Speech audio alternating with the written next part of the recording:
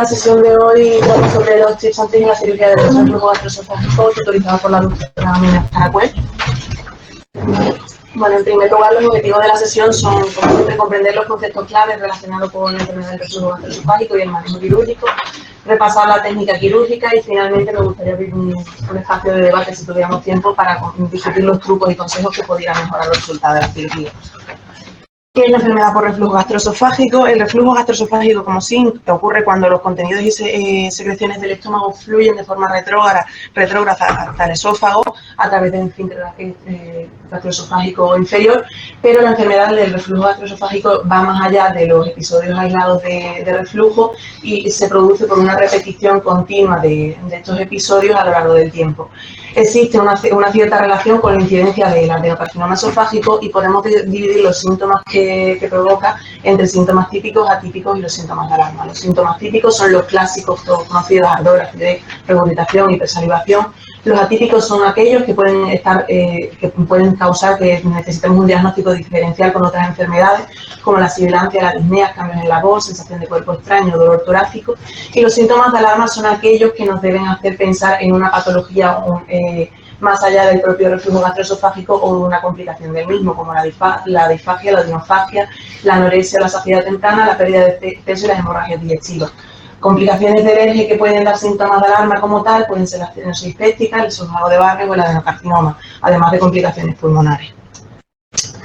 El diagnóstico de la enfermedad por reflujo gastroesofágico se realiza como cualquier otra enfermedad con la clínica de la exploración del paciente primero, y podemos realizar diversas pruebas para hacer el diagnóstico diferencial, sobre todo en aquellos que tienen síntomas atípicos. Por un lado, la pH-metría, que es la monitorización del pH esofágico durante 24-48 horas tras la retirada de la medicación antirreflujo, en la que si aparece un DMISTER mayor de 14,72 o una exposición al ácido de más del 5%, serían muy indicativas de reflujo gastroesofágico. La endoscopia digestiva alta, realizada en casos en las que se sospecha además alguna otra enfermedad asociada, como por ejemplo una hernia de hiato, también identifica el grado de esofagitis y de la erosión causada por este reflujo, en la que una escala de esofagitis de Los Ángeles de C, un esófago de Barrett, una estenosis esofágica, pueden llegar a confirmar el reflujo. La manometría es útil para determinar el tipo de funduplicatura más adecuada a realizar, descartar acalasia y otros síndromes asociados, y el esofagograma con varios es útil en el diagnóstico de, por ejemplo, la hernia hiatal y otras anormalidades anatómicas del esófago. Las indicaciones quirúrgicas, según nuestros protocolos, son síntomas persistentes que no mejoran con el tratamiento médico o cambios en el estilo de vida y que se relacionan además con los momentos en los que va a aparecer este reflujo. Las complicaciones de alergia que ya hemos comentado, la intolerancia al tratamiento médico porque causa muchos efectos secundarios, porque el paciente no responde adecuadamente e influye en su calidad de vida, porque el paciente, pese a un buen tratamiento médico, no quiere continuar con el mismo, no se compromete a continuar con su medicación, y en el caso de la cirugía pediátrica, por el fallo de crecimiento en los niños. Algunas contraindicaciones de la cirugía de reflujo son el cáncer de esófago, el esófago de Barrett con displasia de alto grado no tratada. En este caso debemos afrontar estas patologías primero antes de tratar el reflujo. Y las contraindicaciones relativas podrían ser un IMC de más de 35, trastornos psiquiátricos que no se controlan con el tratamiento médico o la fibromialgia por las complicaciones asociadas que pueden tener estos pacientes. Las claves para una cirugía exitosa son, primero, adecuadamente identificar que el paciente con reflujo, los factores de la cirugía, por supuesto, la técnica, la habilidad del cirujano, los medios que se tengan en el hospital, y sobre todo los predictores de éxito que se relacionan con los síntomas propios del reflujo son aquellos pacientes con síntomas típicos, pacientes que responden al tratamiento médico y pacientes que sobre todo sufren reflujo en decúbito supino, son aquellos que van a responder de una manera más adecuada a la cirugía y van a tener mayores mejoras. Por otro lado, aquellos pacientes con unos hábitos de vida inadecuados, pacientes obesos, pacientes muy altos, pacientes, por ejemplo, que tengan una cifosis muy marcada, que la tensión de la reparación sea muy alta, que la calidad de los tejidos por cirugías previas sea mala o por síndromes asociados como un síndrome del intestino irritable, entre otras enfermedades asociadas, van a provocar que quizás los resultados de la cirugía no sean los esperados.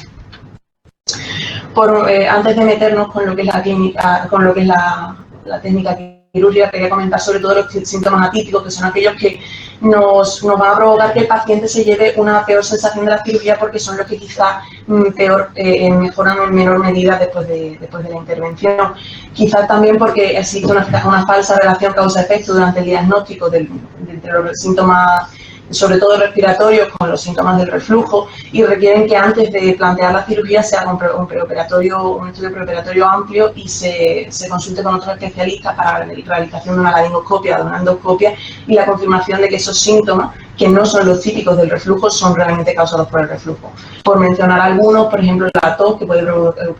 producirse por microaspiración, reflejo bronquial o una inflamación crónica de las vías respiratorias altas por ese paso del ácido gástrico hacia vías altas, puede resolverse en un 83% de los pacientes que tienen correlación entre la tos y el reflujo en la pH-simetría, pero en aquellos en los que no se encuentra correlación puede ser que esta tos persista después del tratamiento quirúrgico. Igual con la laringitis, que varía el alivio sintomático entre un 69 y un 97% según la serie, y el asma, que se produce también por las microaspiraciones y el reflejo bronquial con referencia al ácido, que no suele tener una relación con el reflujo en pH-simetría, pero sí que es verdad que las variaciones de la mejora de estos pacientes después de la cirugía es muy amplia, como podemos ver ahí, entre un 49 y un 84% entre las distintas series. Ya para meternos con la técnica quirúrgica, el gol estándar de esta intervención es la funduplicatura laparoscópica, pero sí que en dependencia de la habilidad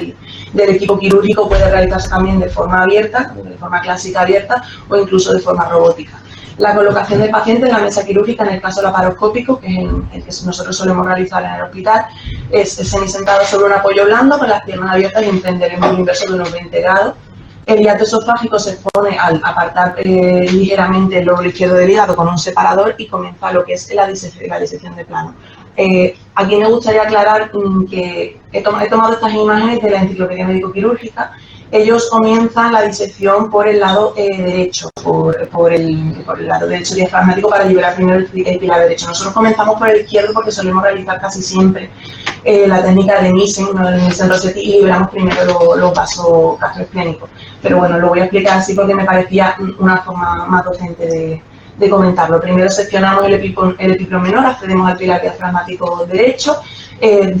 disecamos de forma roma y llegamos a la apertura de la membrana frenoesofágica de la base del pilar derecho en dirección cefálica. De forma transversa llegamos hasta el pilar izquierdo, disecamos la membrana frenoesofágica izquierda, se abre transversalmente y liberamos el pilar izquierdo esta vez de arriba a abajo. Pasando posteriormente al liberar la parte posterior del esófago, normalmente un drenaje Penrose blando para poder traccionar del esófago sin dañar estructuras, incluyendo dentro de esta separación al nervio vago posterior. Tras esto se moviliza el esófago intramediastínico, se liberan las adherencias para obtener una longitud intraabdominal del esófago de al menos 2-3 centímetros sin tener tensión en la estructura, y se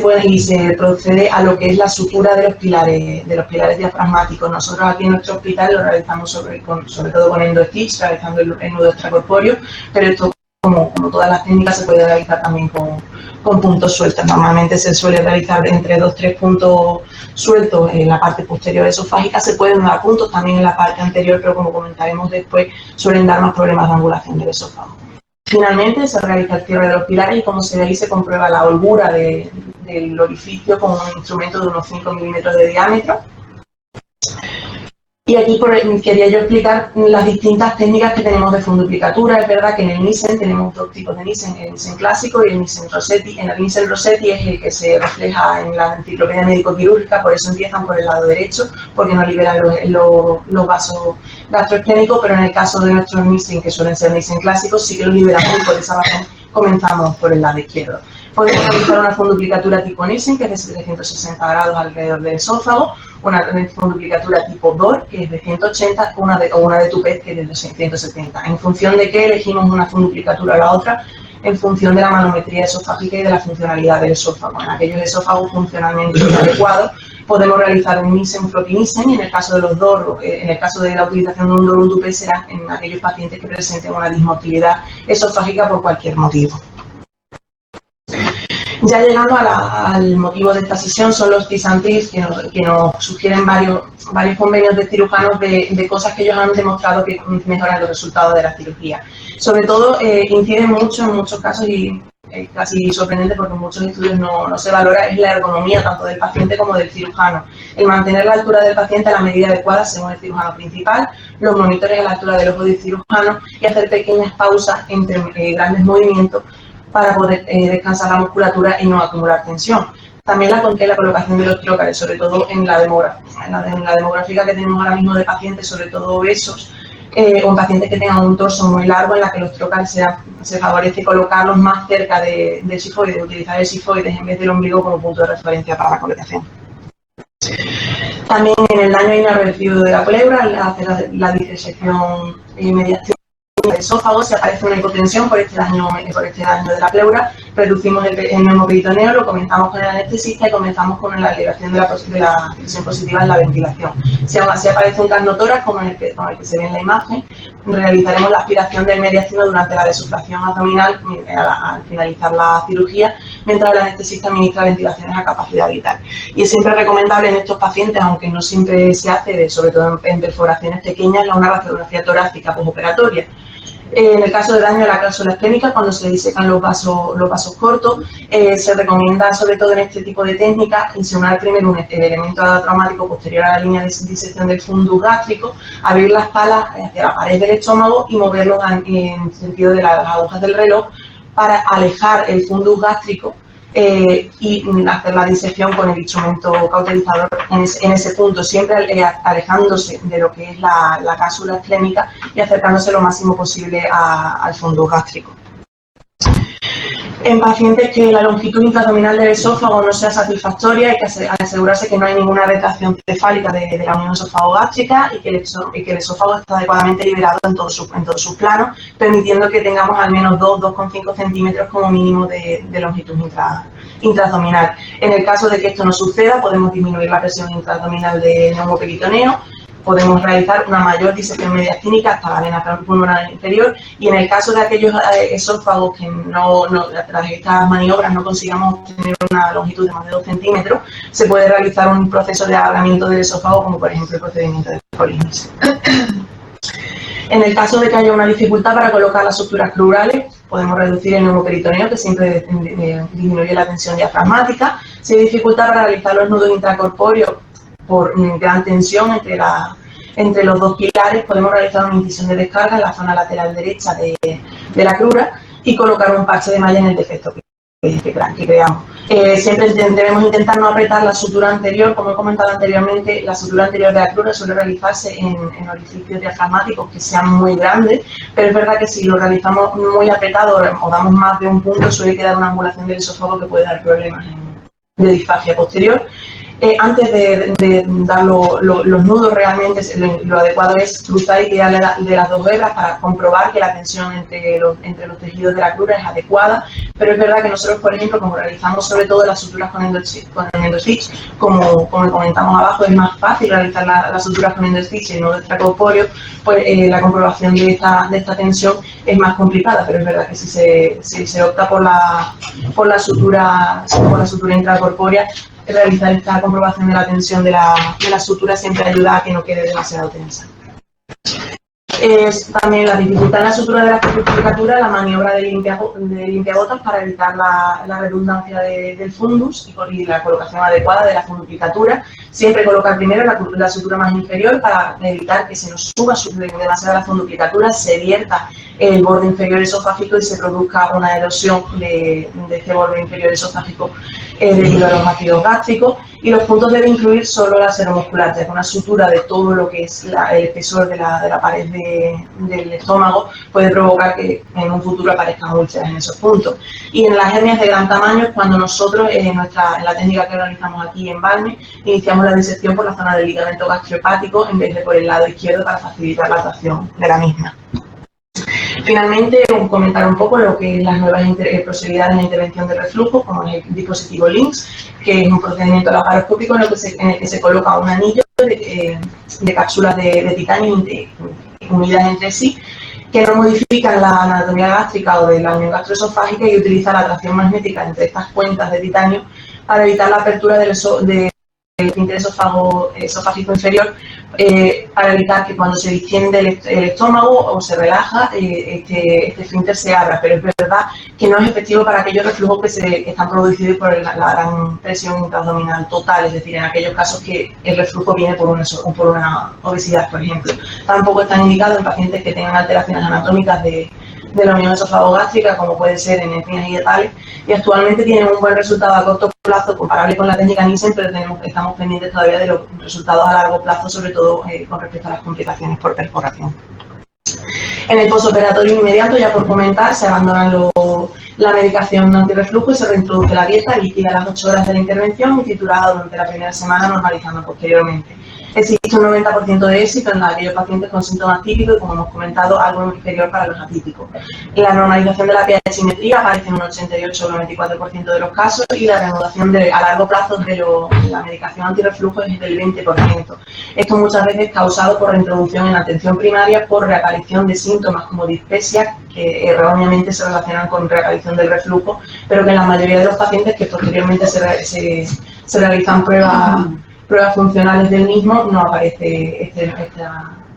este reflujo. La analgesia habitual, la que necesita el paciente, no se suelen requerir grandes gestos analgésicos posteriormente a esta cirugía y no se suele colocar una sonda nasogástrica o un drenaje. Los síntomas postoperatorios más habituales son la incapacidad de eructar o vomitar, la distensión y sobre todo la disfagia, que es lo que los pacientes más acusan, sobre todo en el postoperatorio inmediato, el 76% de los pacientes. Solo del 3 al 24% lo tienen de forma persistente. Se podría utilizar este diagrama de flujo que proponen desde la enciclopedia médico-quirúrgica para poder tratar la disfagia posterior a los 3 meses, ellas bien sea por técnicas quirúrgicas o lo más habitual es que se necesita una dilatación endoscópica. Y en el caso de las perforaciones ocasionadas por la cirugía suelen ser perforaciones gástricas, las complicaciones causadas por la cirugía suelen ser perforaciones gástricas o esofágicas, hemorragias, lesiones esplénicas, neumotoras y enfisemas mediastínicos en aquellos casos que se dañe la pleura y una hernia intratorácica de la funduplicatura del estómago posteriormente a la cirugía y a largo plazo. Los resultados a largo plazo son muy buenos, pero sí que es verdad que entre un 3-6% se necesita una reintervención. Entre las reintervenciones nos proponen desde la enciclopedia médico-quirúrgica estas 3 opciones. En el caso de pacientes delgados, una refunduplicatura; en el caso de pacientes obesos, un bypass; y en el caso de 2 operaciones antirreflujo, considerar las distintas opciones para barajar e individualizar dependiendo del paciente. Y finalmente, simplemente comentar que dentro de lo que habíamos comentado, que la cirugía del reflujo está afectada tanto por las características del paciente como por los síntomas, como por lo que es el equipo quirúrgico, el cirujano siempre necesita una curva de aprendizaje. Esto es una cirugía muy estandarizada y es verdad que el acceso a un buen equipamiento y el acceso a unos buenos docentes que vayan introduciendo poco a poco las funciones dentro de la cirugía siempre va a tener una mejora mayor que aquellos cirujanos que no tienen un acceso a la cirugía, sobre todo la laparoscópica, y van a tener una curva de aprendizaje mucho más lenta. Entonces, lo que se recomienda en los distintos estudios es que haya un entrenamiento por parte de un experto en un centro con suficiente volumen de patología y siempre asistir hasta la obtención de la técnica adecuada para poder ser el cirujano principal. Esta es la bibliografía utilizada. Muchísimas gracias por su atención. No sé si tenemos tiempo, pero me gustaría, ya que estamos hablando de los tips and tricks y que muchos de estos son de grandes comités de expertos, comentar si alguno de vosotros tenéis algún truco cuando hacéis una